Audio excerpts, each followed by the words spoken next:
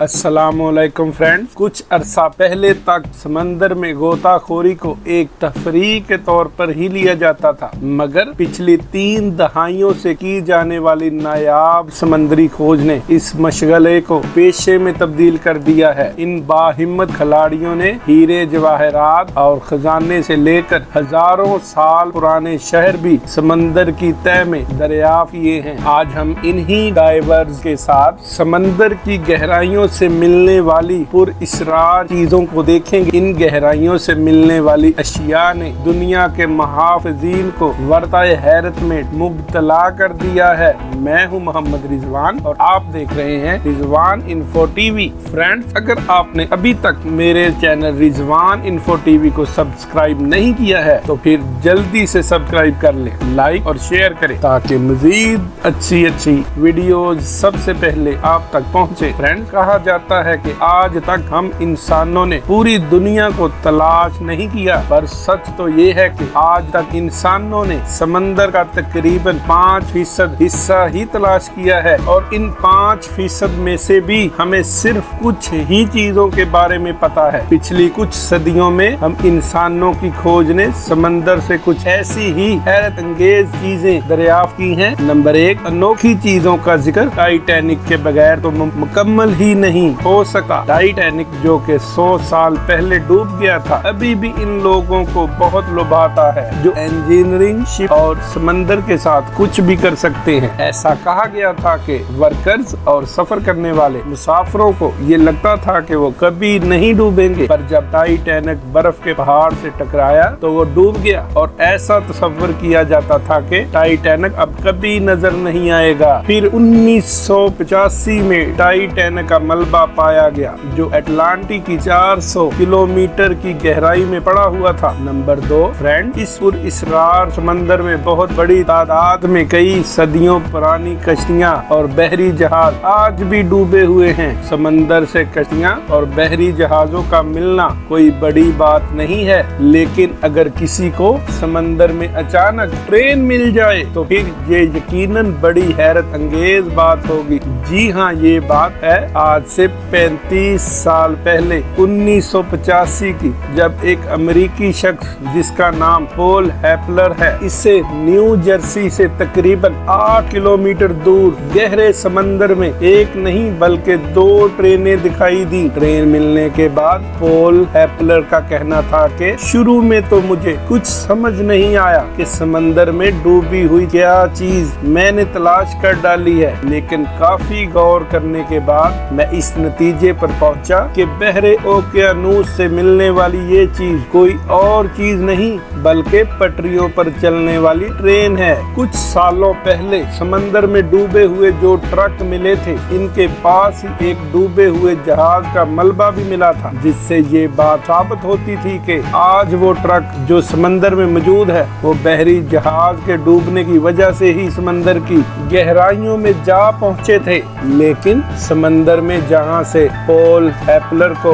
डूबी हुई ट्रेन मिली, इसके पास से किसी भी बहरी जहाज का कोई मलबा नहीं मिला था और इसी वजह से ये बात मजीद पुरअसरार हो गई कि आखिर समंदर में रेलगाड़ियां आई कहां से। ना ही न्यू जर्सी के साहलों पर कोई रेलवे ट्रैक था कि कोई चलती ट्रेन समंदर में गिर गई हो, बल्कि समंदर से मिलने वाली ट्रेन तो न्यू जर्सी के साहलों से 8 किलोमीटर दूर बहरे ओकेयानूस में मिली थी। हैरत की बात तो ये है कि इन रेलगाड़ियों का समंदर में डूब जाने या कहीं गायब हो जाने का भी हिस्ट्री में कोई रिकॉर्ड नहीं मिलता। क्यों इन रेलगाड़ियों के बारे में तारीख खामोश है कि इनके बारे में कोई रिकॉर्ड मौजूद नहीं है? इस सवाल का जवाब भी किसी के पास नहीं। क्यों दुनिया में ये बात कोई नहीं जानता कि समंदर में ये रेलगाड़ियां कैसे आई? इसी वजह से इन रेलगाड़ियों से जुड़े कई मफरूजे और कहानियां सामने आई। किसी का कहना था कि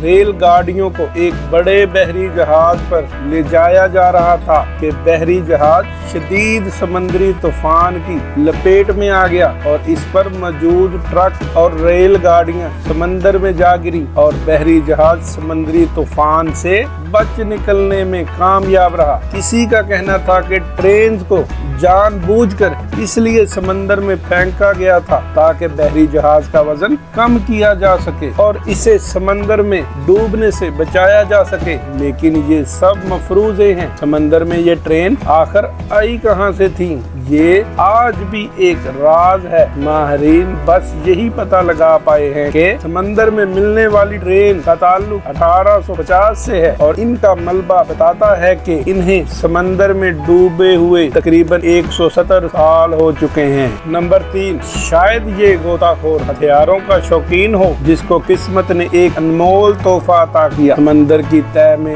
दबी ये बंदूक इस गोताखोर की किस्मत बदल देगी। इसे अंदाजा न था। इसको ढूंढने के बाद इस डाइवर ने इसे म्यूजियम में सेल आउट कर दिया, जिसके बदले इसे अच्छी कीमत हासिल हुई। नंबर 4, बेया एक ऐसा शहर था जहां अमीर और ताकतवर लोग रहते थे और रोम के बादशाहों समेत नेरो से लेकर सीजर तक सब ही वहां के रिजॉर्ट में मजे करने आते थे। मतलब ये इस वक्त में रूस की शान था, लेकिन 1500 साल बाद समंदरी पानी की सतह बढ़ने की वजह से पूरा शहर पानी में डूब गया और ये समंदर की गहराई में पड़ा हुआ है। नंबर 5, इंग्लैंड के साहिलों से टकराने वाले समंदर को दुनिया शिमाली समंदर के नाम से जानती है। शिमाली समंदर वही समंदर है जिसमें सदियों बहुत बड़ा जंगल छुपा हुआ था। आज से कुछ साल पहले की बात के समंदर में एक गोताखोर को हैरत अंगेज तौर पर एक बहुत बड़ा जंगल दिखाई दिया। शिमाली समंदर में मिलने वाला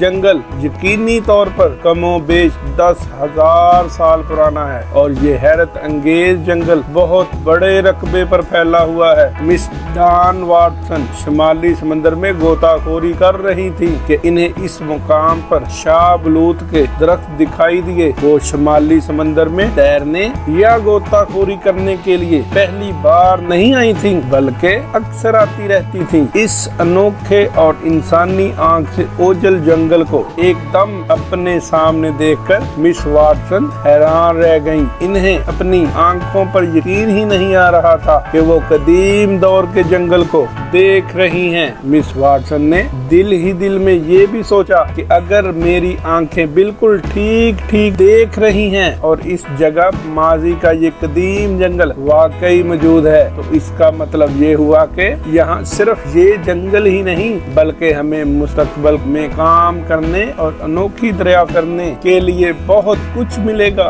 और पता नहीं क्या क्या मिल सकता है जो दुनिया में एक अनोखा इनकलाब बर्पा कर देगा। फ्रेंड्स, आई होप कि ये वीडियो भी आपको पसंद आई होगी। वीडियो के बारे में अपनी राय का इजहार करने के लिए नीचे कमेंट सेक्शन में कमेंट जरूर कीजिएगा। Thanks for watching. अल्लाह हाफ़िज़।